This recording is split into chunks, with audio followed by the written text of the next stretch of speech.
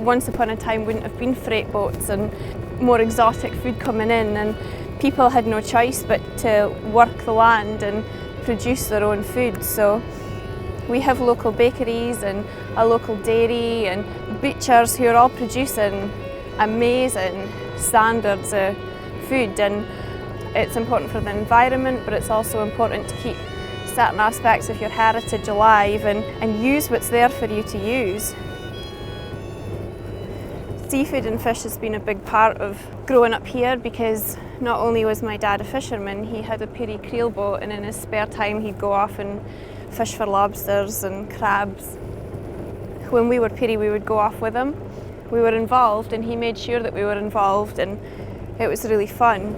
Also, my uncle is a farmer, so we grew up being quite involved on the farm, playing on the farm, and I guess just from that then, we've always known that local food and local produce is part of life here for us and our families.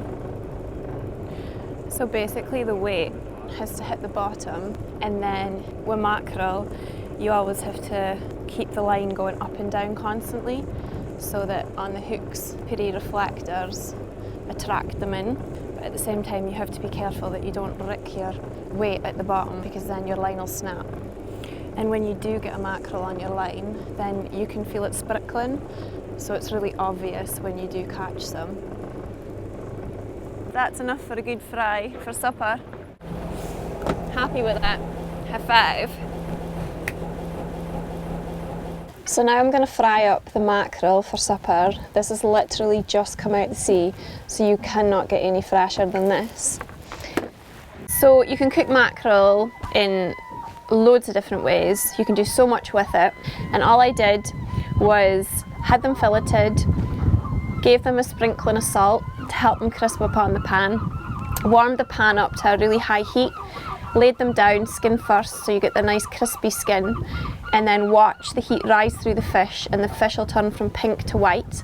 And then just as it's rising up, flip the fish over, cook the other side, and then remove them when the flesh is all white, and you get this amazing fish, which just is the best tasting fish out there. And then because it's supper time, I'm just going to serve it with some bannocks and some bread. Just simple.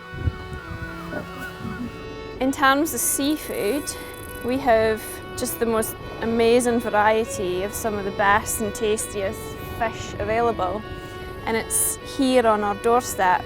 So I can never understand why you would want to sort it or buy it or ship it in from anywhere else.